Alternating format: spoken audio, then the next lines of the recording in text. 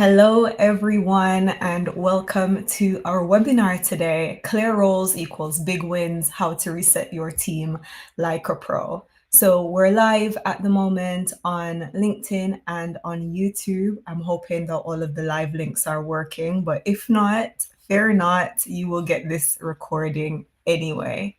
Okay, so let's jump right in.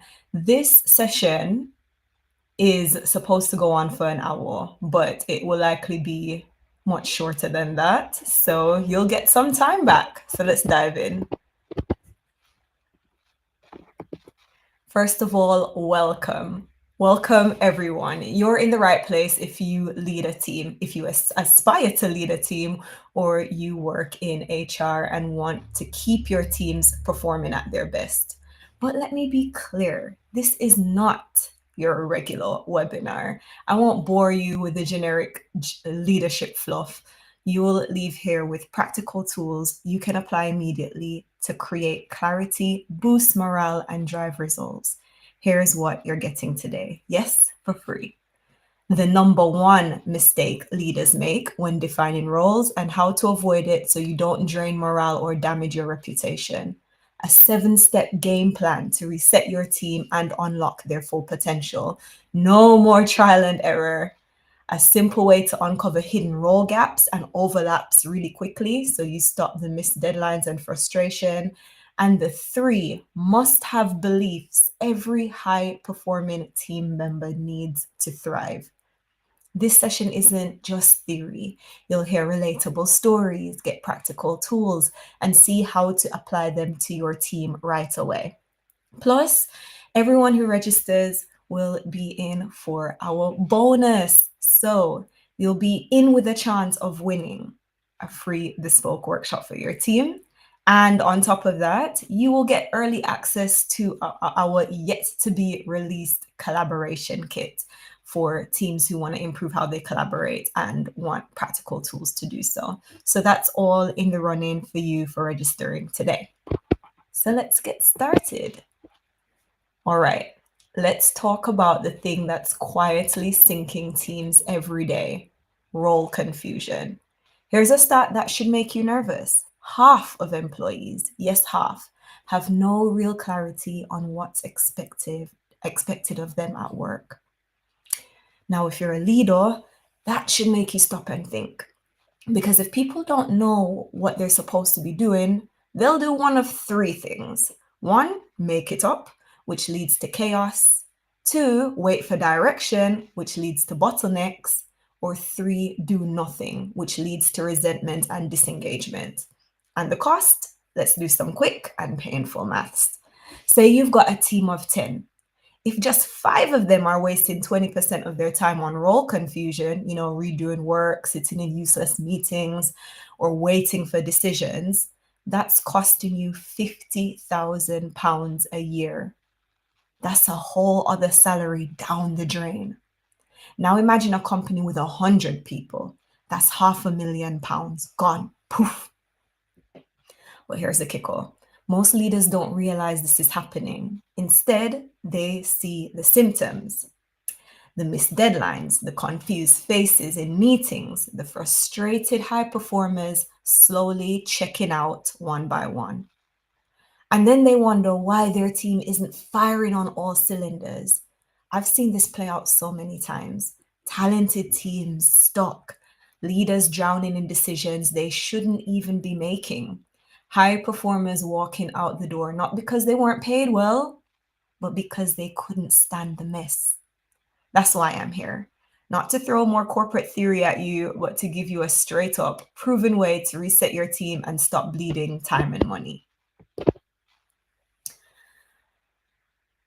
So let's be real. There's no shortage of consultants and trainers out there. So why Art of Teams? Let's start with what we do not do. We don't do long, drawn-out engagements where you become dependent on us. We don't give you frameworks that look great on PowerPoint but fall apart in the real world. And we don't pretend leadership alone is a problem, because it's not. This is what we believe. We believe that most teams already have the talent and potential they need. They just need the right structure to unlock it. Leaders shouldn't have to carry the entire burden. Teams thrive when they know how to solve their own problems. And success means you don't need us again. We give you what you need and then we step away. If we've done our job right, your team moves forward without us, and that's a win. So, who am I? Who are we? I'm Lowell, the founder of Art of Teams. And while I bring the vision, I don't do all of this alone. We have a team of specialists, culture experts, facilitators, strategists, business architects, and skills trainers who help bring our solutions to life. And we've worked across teams in tech, design agencies, in cybersecurity, telecoms, member organizations, and charities, to name a few. These are fast moving industries, high pressure teams, leaders who don't have time for theory, they need results. So these teams walked away with real solutions, and that's what we do. And that's what we're about to do today. So let's take a moment. I want you to consider this question. What is role confusion actually costing your organization? You won't see a poll pop up, but pause and think about it for a second and jot it down if you need to. What pain is this causing? Where is it showing up in your team? And most importantly, what's the real impact? Think beyond the everyday frustrations. Think beyond the missed deadlines and the confusion and the bottlenecks. I want you to zoom out and think about how much time and money is this bleeding? Are you losing great people because they're frustrated? Is progress stalling and is innovation slow? You know what? Sometimes this stuff can feel a little abstract. So, what better way than a quick story to paint a clear picture? Imagine this, it's the quarterly review. The boardroom is packed, CFOs at the front, and the numbers hit the screen. £2 million gone. Not stolen, not a market crash, just disappeared. The CEO leans forward, slow and deliberate. Where did it go? The silence is suffocating. Marketing clears their throat. We assume sales was following up with those leads. Sales looks around confused. Wait, no, we thought ops was tracking onboarding. Ops frowns. That was renewals, right? Renewals looks blank. They never got the handover. The CFO exhales through his nose. So, what you're telling me is that we lost £2 million because no one knew whose job it was.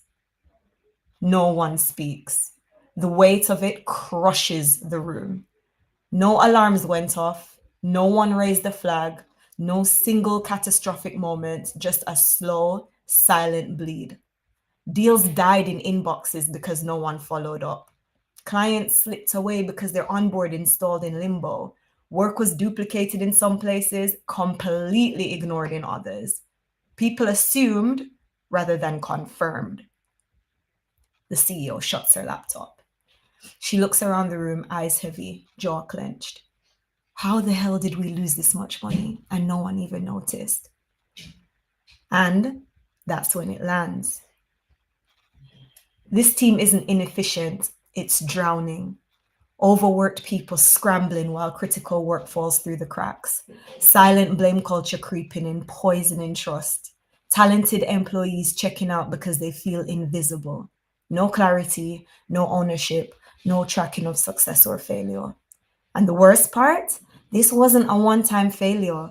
This has been happening for months, maybe even years. And if nothing changes, next quarter, they'll be having the same exact conversation. Now imagine that same quarterly review, but this time it plays out a little differently. The numbers hit the screen. This time, they tell a different story. Targets met, deals closed, clients onboarded seamlessly. The CEO leans forward, but there's no tension, just curiosity. What changed? And the answer is simple: clarity. Every person in the room knows exactly what they own. No guessing, no assumptions, just full confidence in their role and impact. Decisions are made faster with no bottlenecks, no more endlessly circling back or checking in. Things move and they move quickly. Collaboration is seamless. Teams hand off work like a well rehearsed relay, not a chaotic game of pass the baton. No one is scrambling and no one is drowning. Energy goes into progress, not patching up mistakes. People feel valued because they can see their impact. Instead of fighting fires, they're making a difference and they know it. This is what role clarity unlocks. It's not just about structure, it's about creating a team that moves with certainty, speed, and impact. And the best part, this isn't some impossible dream, it's completely achievable. And today I'm going to show you how to make it happen. All right, now let's get into the real issue. The number one mistake leaders make when defining roles. What is this? When you think about it, there can be so many, but really, and this might be shocking to some, it can boil down to this one thing. So here it is. Rigid roles. The problem is leaders make roles too rigid, or roles become rigid over time. At first glance, rigid roles seem like a good thing. They're clear, they're structured, there's no confusion. But here's the problem. When roles are too rigid, they become brittle. That means the moment something shifts, a key person leaves, a big opportunity lands, a crisis hits, instead of adapting, the structure snaps. And when one role breaks, everything connected to it starts to crumble. Now, I've got a little story for you that's going to explain role rigidity once and for all. And I'm 100% sure you've seen this play out with your very own eyes. Let me introduce you to Bob and Mary. Bob liked Mary. No, Bob depended on Mary. For 5 years, she handled her role flawlessly. Everything ran like clockwork. No surprises, no drama, just results. And now, Mary was leaving. Bob felt his stomach drop. He needed to find a new Mary, someone with the same skill set, same experience, same ability to keep everything running smoothly. After an exhausting hiring process, he found her, Rebecca. Same qualifications, same industry experience, same technical skills. Perfect. Except she wasn't Mary. The cracks appeared fast. Rebecca wasn't a machine. She asked why things were done a certain way. She wanted to adjust outdated processes that Mary had long mastered. Bob shut that down. There's no time to tweak things. We just need to keep everything running.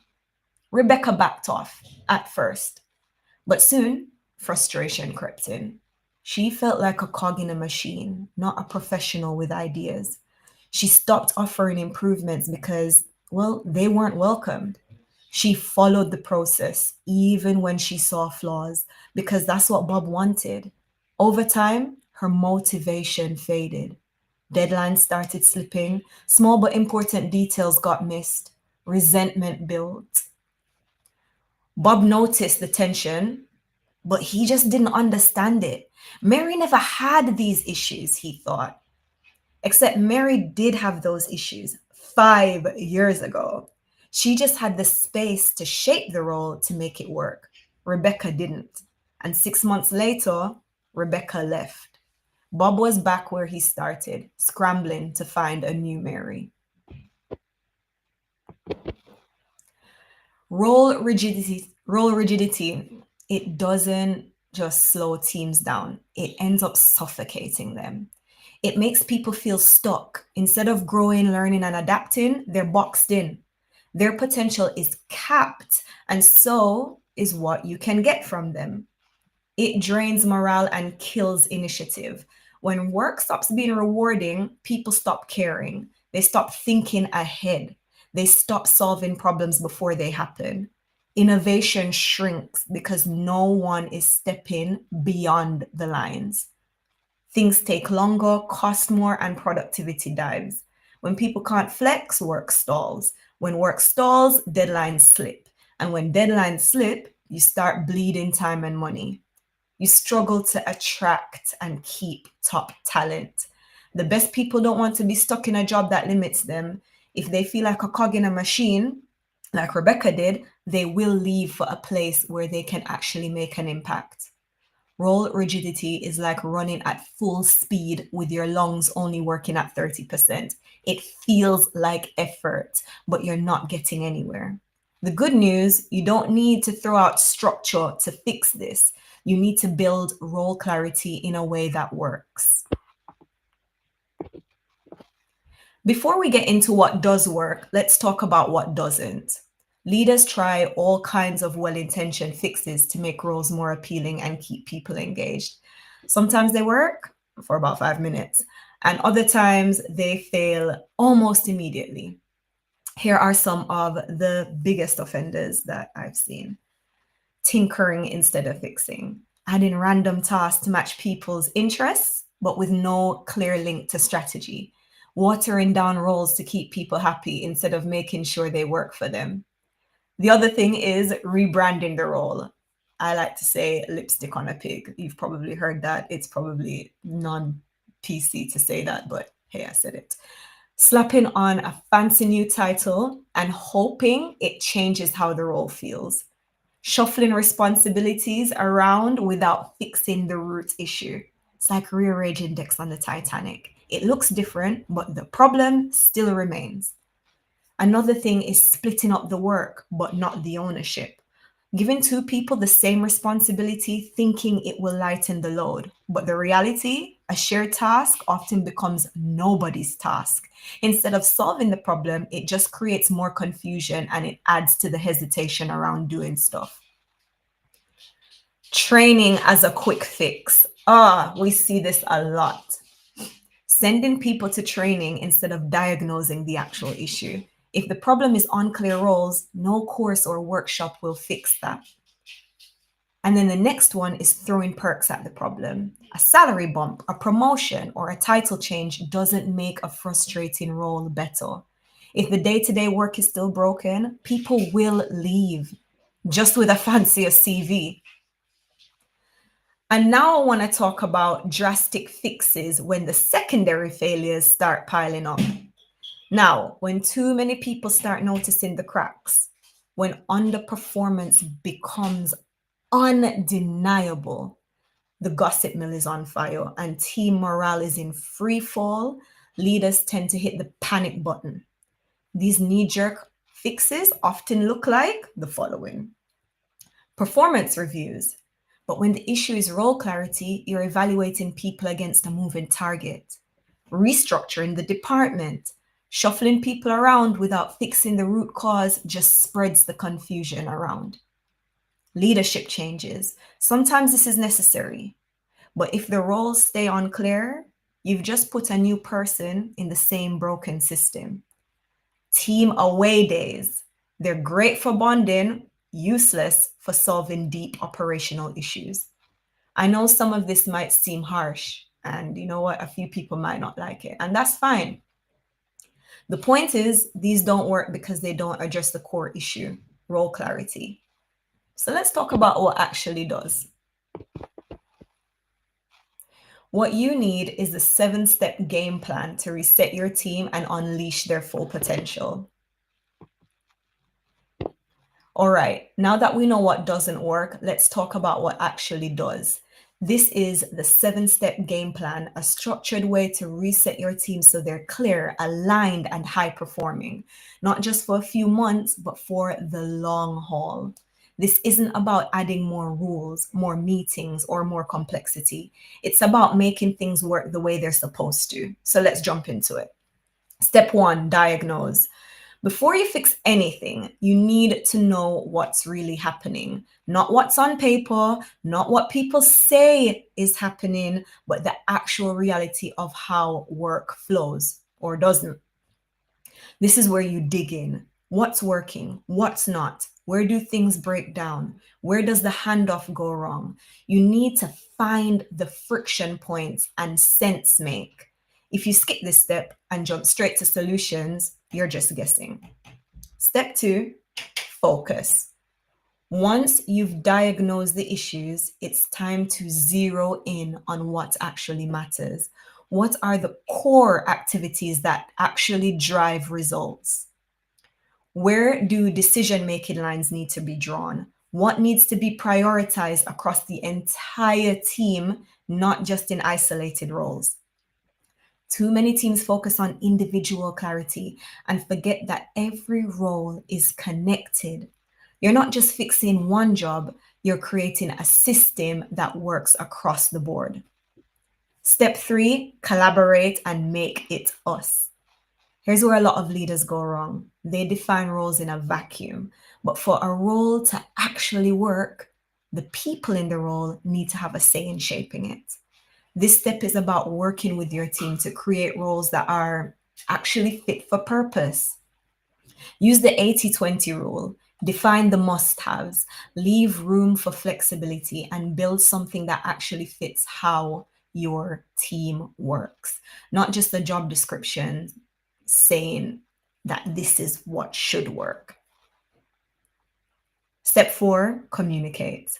Once the roles are shaped, it's time to make sure everyone's on the same page. This means setting expectations, involving the team, and preambling the test phase, which will come a bit later. Don't just announce changes. Walk people through the why and the how. Clarity is only useful if it's shared. If people don't understand the new structure, they'll default to the old way of doing things and nothing will change. Step 5, the action plan. Now we move from strategy to execution. This is where you put a plan in place that actually sticks. Who's doing what? What are the next steps? What's the timeline? What support is needed to make this work? A plan without execution, it's just a nice document. Let's be fair. This is where you make sure things actually happen. And now step 6, mobilize and rapid test. Once the plan is set, it's time to put it into action.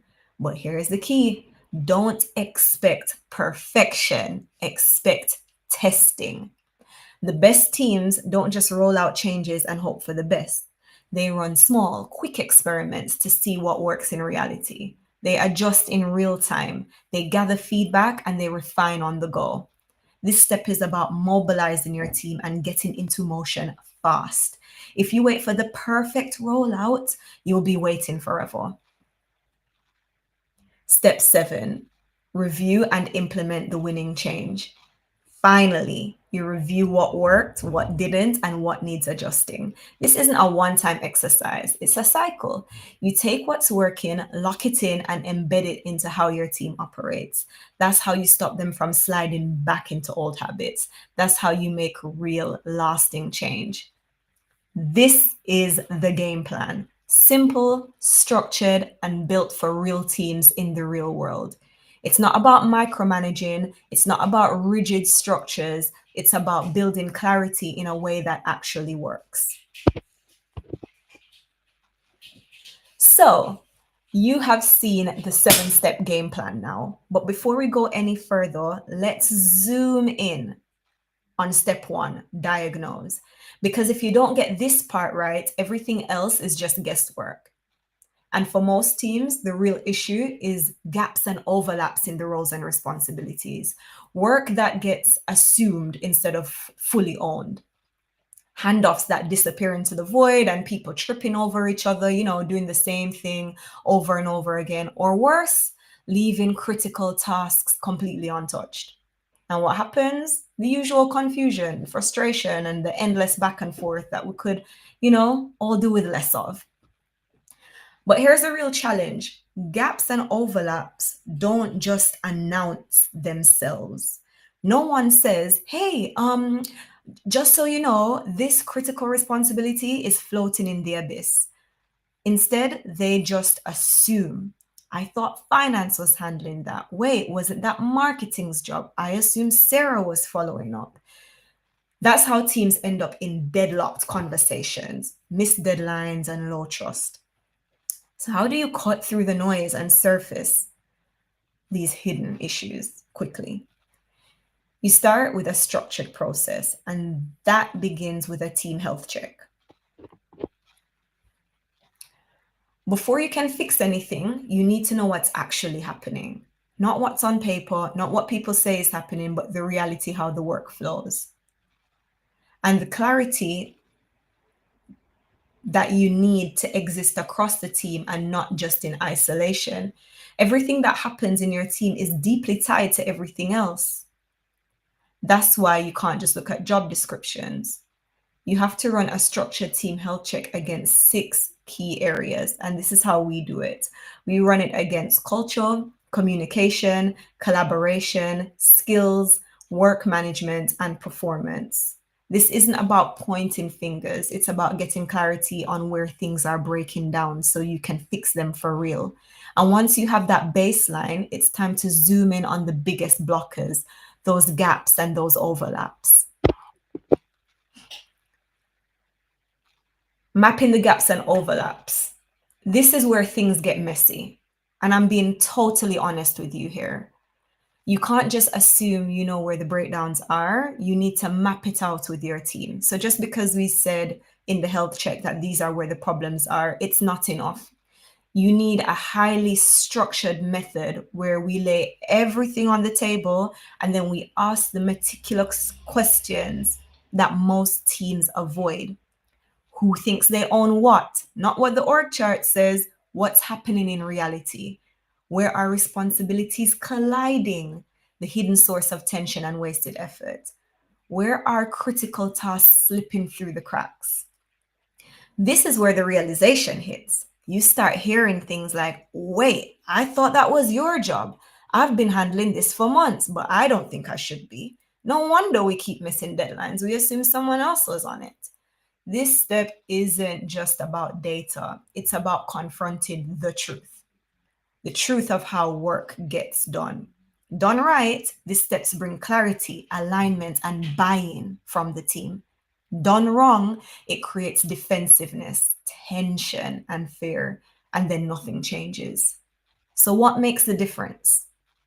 The way this conversation is facilitated. So now we know gaps and overlaps are real blockers, and we know that mapping them out isn't just about filling in a spreadsheet, it's about getting people to speak honestly about what's actually happening. But here's where most teams go wrong. They try to have this conversation without the right structure. And when that happens, one of two things tends to follow. It turns into a polite, surface level discussion. Everyone dances around the real issues and nothing actually changes. Everyone is very polite. Or it becomes tense, defensive, and uncomfortable. People feel exposed. Blame starts creeping in. And instead of fixing role clarity, you've just created more friction in the team. This is why facilitation matters. You need the right process to ensure this conversation is productive, structured, and moves you toward a real solution. This is especially true when your team is already on the brink. They're already highly antagonized by the entire situation of how they've been working over the past months or years. And you've probably tried interventions previously that didn't work. And now they're even more on edge. So you have to tread carefully and make sure this works. So, what most leaders overlook that we don't overlook at Art of Teams. And this comes down to the way the conversation is facilitated. When we facilitate these discussions, we don't just throw people in a room and hope for the best. We account for the things most leaders don't even realize are at play. Psychological safety, for one. If people don't feel safe being honest, they will hold back. And if they hold back, you never get to the real issues. Unspoken power dynamics. Not everyone feels comfortable challenging the status quo in front of senior leaders. If the discussion isn't designed right, people just say what they think you want to hear. They're protecting themselves. bias towards the status quo. Even if the current way of working is broken, people are used to it.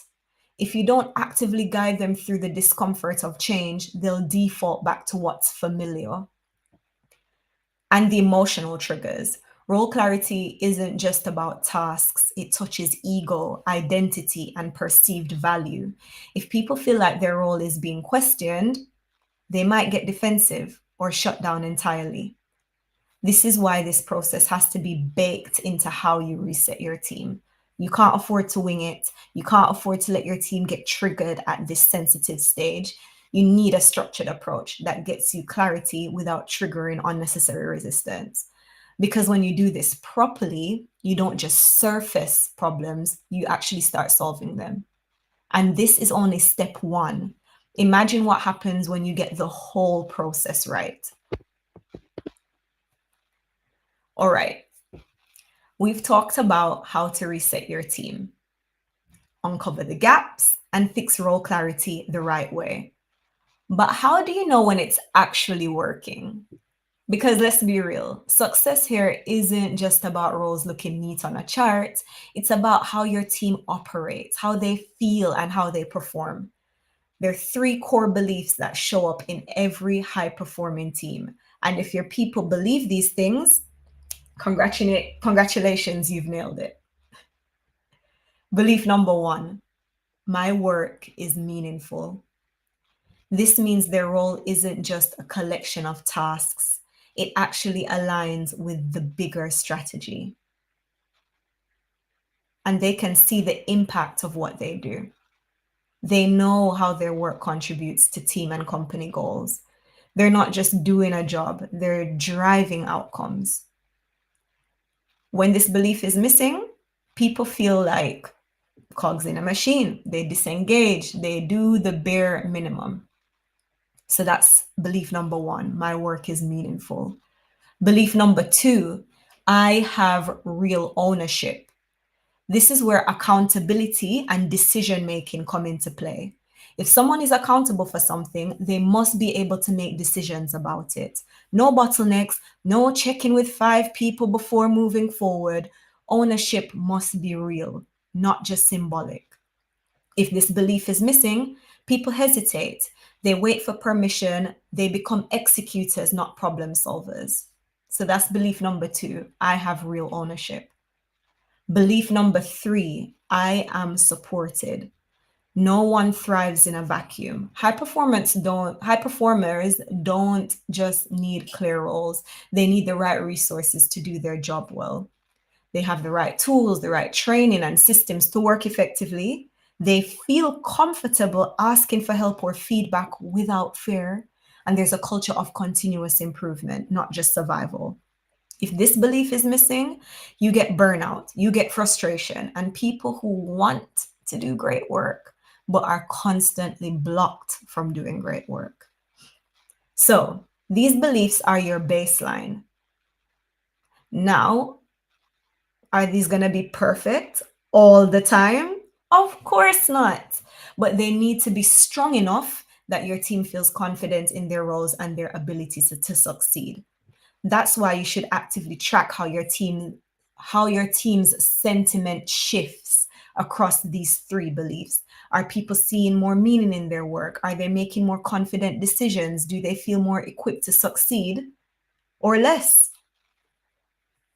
These beliefs improve over time. They should do. And if they do, congratulations. You've built a high functioning team that is constantly getting better.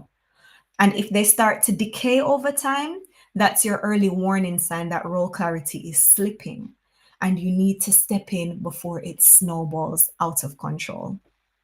This is how you measure success, not just with KPIs, which have their place. Remember, one of our team performance pillars is performance, of which KPIs is a part. But it's not just KPIs, it's with the right mindset and the confidence that your team has. That is also essential to how you measure success. Now, we are coming to the end. And as I said, this wasn't going to last a full hour, which we're Certainly isn't now. You might have all you need to effortlessly implement this yourself. And if you do, this is excellent. This is what we want.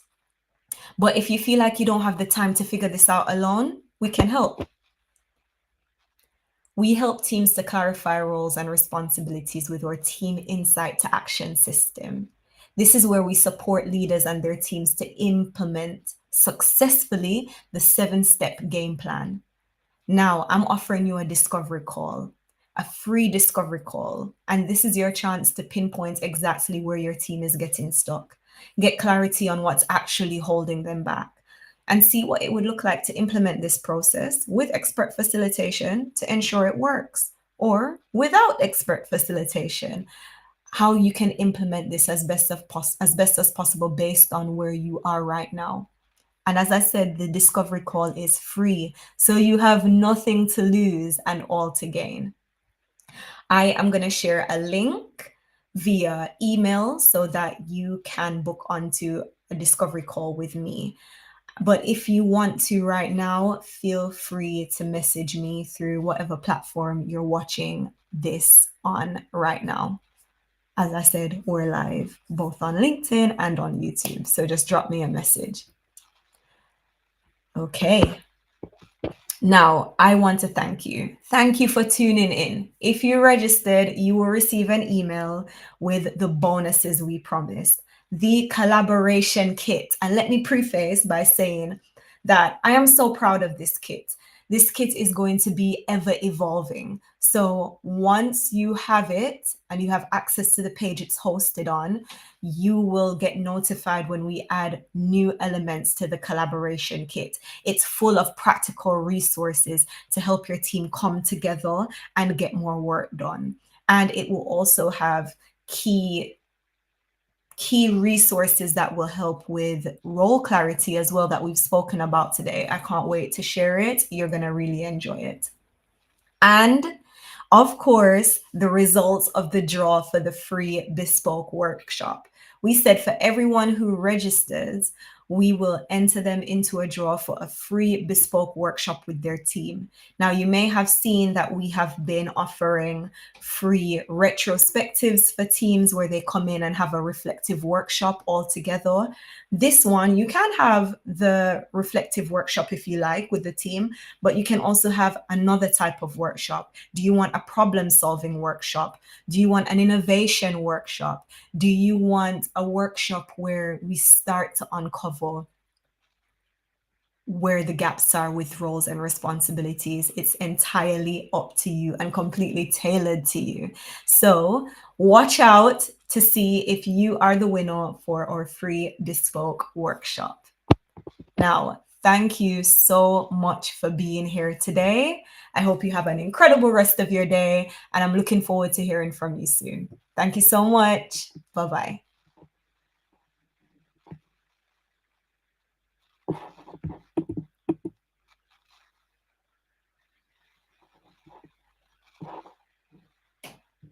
Oh, we do have some questions. Oh, before we say bye-bye, we have some questions here. Let me take the questions. I thought we wouldn't have any, but here we are. Okay. So we have got away days. No offense taken regard the away days comment earlier. You actually agree. Thank you, Caroline. So Caroline, she runs amazing away days. Definitely check out. I think I will definitely share in the follow-up emails. But Caroline's away days are amazing. You get to work with sheep and it's just really, really fun and gives teams a chance to bond. So yes, great for bonding, but you definitely need more structure when doing deeper problem solving. And we've got a question from Chris Sean. Could this deadlock conversation be a lack of operational leadership and not entirely the team's fault? Yes, absolutely. So what tends to happen, and I even had this conversation this week with another leader, when information flows from the top of an organization down and we don't have a clear way for this information to flow, then it can cause deadlocks. And if leadership want to take it upon themselves to craft how things should run without consulting the team enough, then it can cause deadlocks. And then now it's not the team's fault because the team doesn't have all of the information that they need. So absolutely, I agree. It's not just deadlock conversations, not just because of operational leadership, not just because of the team, but it can also be from leadership. So thank you, Christian. Okay, I think that's all the questions that we have so far. So if there are no more questions, then we can call it a day. Thank you so much, everyone, for joining. I really appreciate it. And if you had any challenges joining, my apologies. My apologies. All right, have a great rest of your day. Thank you. I see Vijay has joined as well. Thank you, Vijay. Okay, take care, everyone. Bye-bye.